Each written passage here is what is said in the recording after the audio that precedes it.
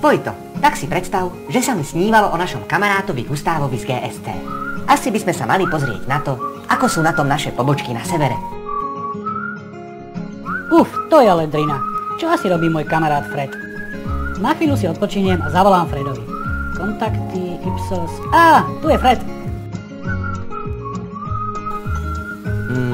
Celkom pekné sáčko. Asi si ho pôjdem skúsiť. Kto mi to môže dnes volať? Gustav, to musím zdvihnúť. Ahoj Gusto, ako sa máš? Veľmi rád ťa počujem. Ahoj priateľu, čo ti budem rozprávať? Samá práca, drina. Myslel som ale na teba, či nemáte niečo nové pre šoperov, čo? Gusto, voláš práve včas. Momentálne pripravujeme súťaž, kde budú naši šoperi loviť losy. Čože? Veď sme priatelia.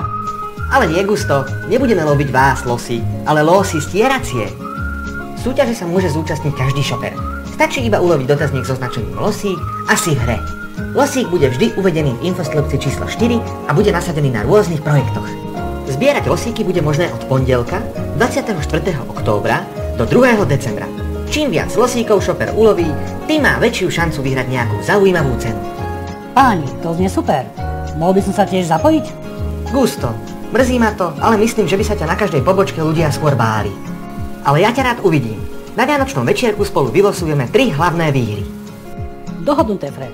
Už sa na teba veľmi teším. A na vianočnom večierku to spoločne poriadne roztočíme.